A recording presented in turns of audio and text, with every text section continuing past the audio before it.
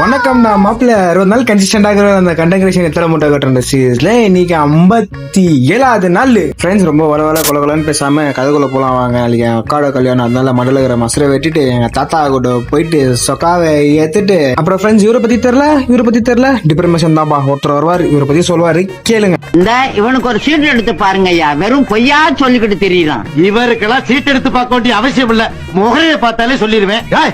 என்ன சொல்லுவ? என்ன பண்ணிட்ட நீ எம்ஜிஆரா? நீ கலைஞரா? நீ ஒரு பொறுக்கிடா. ஒலி சேட்டுங்க உக்கால ஒலி மணி பாத்தீங்கன்னா 9 காய்ஸ். யோயோ அதே வெறியில மேல வந்து நான் மெடிடேஷன் முடிச்சுட்டு அப்படியே செலோ காய்ஸ் வீடியோக்கு வந்தார் போல. இன்னைக்கு பாத்தீங்கன்னா ஒரு தரமான பேஸ்மெண்ட் ஒர்க் தான். ஃபர்ஸ்ட் வேரியேஷனா சுமோ ஸ்காட்ச் போட்டு அப்படியே செகண்ட் வேரியேஷனா ஆர்டிஎல் போட்டு. நண்பர்களே, எனக்கு ஒரு டவுட். மண்டே டு ஃப்ரைடே மட்டும் ஜிம்ல ரேஷன் கடையில வர கியூ மதியம் அச்சுக்கிறானுங்க டம்பிள்ஸுக்கு எல்லாத்துக்கும். ஆனா இந்த சாட்டர்டே மட்டும் எவனும் தெரிய மாட்டாங்கிறான். அது என்ன கதைன்னு பாத்தீங்கன்னா தொண்டைக்கறி.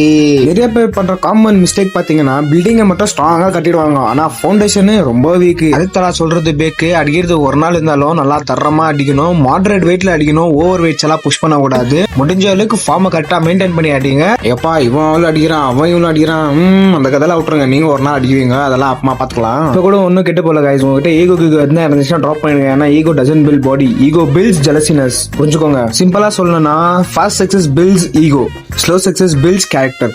நீங்க கேரக்டரை வளர்க்க போறீங்களா இல்ல ஈகோ வளர்த்துன்னு சுத்த போறீங்களா? அது டிபெண்ட்ஸ் ஆன் யூ. தொடர்ந்து நல்ல முடிச்சுக்கலாம். ஒழுக்கமா இருங்க. உங்களை நீங்க வட்டாமே அதான்